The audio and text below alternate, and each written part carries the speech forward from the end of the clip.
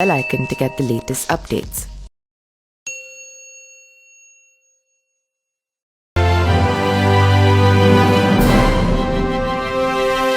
तंत्र बचाओ रैली में उपस्थित हमारे इंडिया अलायंस के सभी हमारे नेतागण, कार्यकर्तागण, पदाधिकारीगण, दिल्ली, पंजाब, बिहार से आए हुए सभी हमारे अभिभावक, बुजुर्ग, माताएं, बहनें और नौजवान युवा साथी, आप सबका इस रैली में हम स्वागत करते हैं। आप सब लोगों का अभिनंदन करते हैं। ये दिल्ली की भीड़ बता रही है कि मोदी जी जिस तरह से आंधी की तरह आए थे उसी तरह तूफान की तरह चले जाएंगे। पहला रैली हम लोगों ने पटना में किया, दूसरा बॉम्बे में किया और तीसरा आज जो है दिल्ली में हो रहा है। और मैं बता दूं, देश के कोने कोने में जहां भी हम लोग जा रहे हैं वहां जनता का साथ, आशीर्वाद मिल रहा है। आज हम सब लोग एकजुट हुए हैं देश के लोकतंत्र, देश के संविधान, देश के भाईचारा को बचाने के लिए। जिस हिसाब से देश में बांटने का काम किया जा रहा है, भाई को भाई से लड़ाया जा रहा है, नफरत की राजनीति की जा रही है, उसलिए हम सब नेता आपकी लड़ाई के लिए हम सब लोग आए हैं और आपकी लड़ाई लड़ रहे हैं। और हम लोग सब लोग चाहते हैं कि इस लड़ाई में आपका साथ मिले, आपका आशीर्वाद मिले और आपका प्यार मिले। जो लोग नारा लगाते हैं अब की बार 400 पार,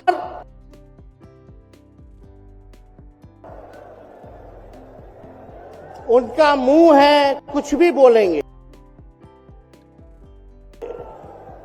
लेकिन एक बात तय है, जनता ही मालिक है, आप मालिक हैं और आपको तय करना है कि देश के शासन में कौन बैठने का काम करेगा।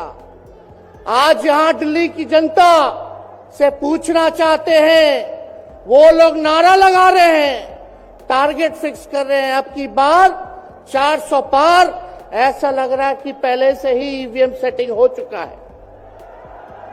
ये लोग फिर भी आप लोगों से पूछना चाहते हैं कि आप लोग, ये लोग जो नारा लगा रहे हैं, क्या वो सच होगा या वो सत्ता से बेदखल करिएगा? हाथ उठा के बताइए, इनको सत्ता से बाहर करना है कि नहीं करना? आज हम सब लोग देख रहे हैं कि देश में अघोषित इमरजेंसी लागू हो चुकी है। देश में सत्ता में जो लोग बैठे हैं तानाशाह रवैया अपनाने का काम कर रहे हैं, घमंडी हो गए हैं लोग। और आज हम लोग किसी को गाली देने नहीं आ रहे, लेकिन जो आंख से देख रहे हैं वो बताने आ रहे हैं, जो महसूस कर रहे हैं वो बताने आए हैं। सत्ता में लोग जो बैठे हैं, विपक्ष का धर्म बनता है, कर्तव्य बनता है कि उनसे हम लोग सवाल करें।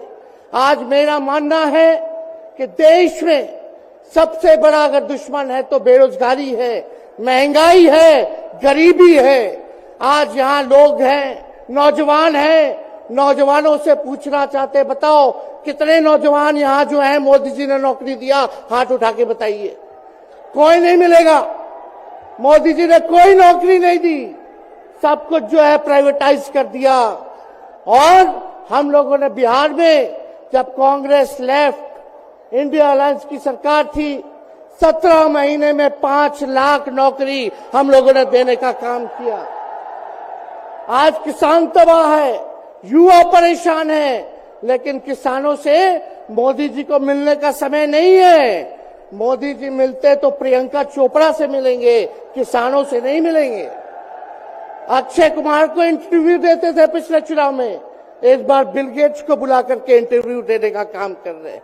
लेकिन किसानों की समस्या कैसे हल होगी ये नहीं बता रहे।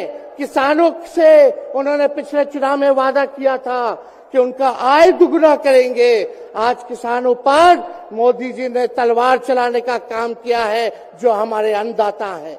इसलिए आप सब लोग हम लोग जब आवाज उठाते हैं तब मोदी जी और उनकी जो सेल है पार्टी की, उस पार्टी का सेल में कौन है? ईडी है, सीबीआई है, इनकम टैक्स है। लालू जी को तो कई बार सताया गया, मेरे ऊपर मुकदमा किया गया, मेरी मां पर, मेरी बहनों पर, मेरे जीजाओं पर, मेरे पिता के जितने संबंधी थे सब पर केस मुकदमा किया। अभी बिहार चले जाइए, कई हमारे नेताओं पे छापेमारी चल रही है, कई जगह ईटी का रेड चल रहा है, आईटी का रेड चल रहा है, लेकिन हम लोग घबराने वाले लोग नहीं। आज देश में जिस हिसाब से हेमंत सोरेन जी को और अरविंद केजरीवाल को गिरफ्तार करने का काम इन बीजेपी के लोगों ने किया है, तो उनको हम बता दें कि इनके गीदड़ भपकी से हम लोग डरने वाले नहीं हैं। हम लोग संघर्ष करने वाले लोग हैं, और पिंजरे में तो शेर ही को कैद किया जाता है। सब लोग शेर हैं, आप लोगों ने ताकत दिया है, आपकी लड़ाई हम लोग लड़ रहे हैं। कंस राज आप लोगों ने देखा होगा, जब जब कंस को किसी से तकलीफ होती थी, डर लगता था, तब जेल में लोगों को बंद कर दिया जाता था। लेकिन जेल जाने से यहां कोई डरने वाला नहीं है। कितने लोगों को जेल भेजोगे? लेकिन जब जनता जब जवाब देगी, जब वोट का चोट दीजिएगा, तो मोदी जी हाथ मलने का काम करेंगे, सत्ता से बेदखल हो जाएंगे। इसलिए ये अपनी ताकत को पहचानिएगा। सब लोग चुनाव के समय आप सब लोग पोल कीजिएगा, वोट दीजिएगा, लोगों को भी वोट दिलाने का काम कीजिएगा। बीजेपी के लोग झूठ बोलने वाले लोग हैं। ये लोग यूरिया को भी चीनी बना देते हैं, ये लोग गोबर को भी हलवा दे करके परोस देते हैं, ये लोग आंख फोड़ करके चश्मा दे देंगे और फिर बोलेंगे देखो हमने चश्मा दिया। ये झूठी पार्टी है, इसलिए इन पे विश्वास मत कीजिएगा। मोदी जी कहते हैं कि उनका गारंटी मजबूत गारंटी है, गारंटी की बात करते हैं। हम बोलते हैं मोदी जी की गारंटी वैसे ही गारंटी है जैसे चाइनीज माल होता है, 2-4 बार इस्तेमाल करोगे और वो गारंटी जो है खत्म हो जाता है, टूट जाता है, खराब हो जाता है। तो जब तक चुनाव है तब तक ही मोदी जी की गारंटी है, बाकी कुछ नहीं। 2 करोड़ रोजगार का क्या हुआ, 15-15 लाख रुपए का क्या हुआ, ये जवाब नहीं देने वाले, लेकिन हमेशा जो है प्रोपेगेंडा चलाने का काम करते हैं और लोगों को भटकाने का काम करते हैं। इसलिए आप सब लोगों को सावधान रहना पड़ेगा। इनके झूठ पे आप लोग विश्वास मत कीजिएगा। और हम सब लोगों ने आज तस्वीर देखा, आज तस्वीर क्या देखा कि आज महामहिम राष्ट्रपति जी आडवाणी जी को भारत रत्न देकर के सम्मानित कर रही थी। मोदी जी आडवाणी जी के बगल में बैठे हुए हैं, राष्ट्रपति खड़ा होकर के सम्मानित कर रहे हैं, लेकिन मोदी जी खड़ा भी नहीं हुए, राष्ट्रपति के सम्मान में खड़ा भी नहीं हुए। इससे पहले भी हम लोगों ने तस्वीर देखी कि राष्ट्रपति पीछे पीछे चल रही है, मोदी जी आगे आगे चल रहे हैं। ये हम आप सब लोगों को बताना चाहते हैं कि इनका संविधान पे कोई विश्वास नहीं है।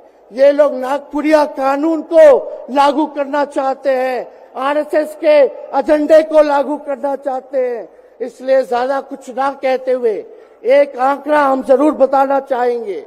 देश में इंटरनेशनल लेबर ऑर्गेनाइजेशन ने सर्वे किया है, उसमें आंकड़े हैं कि आज देश में बेरोजगारों में से 83% युवा है।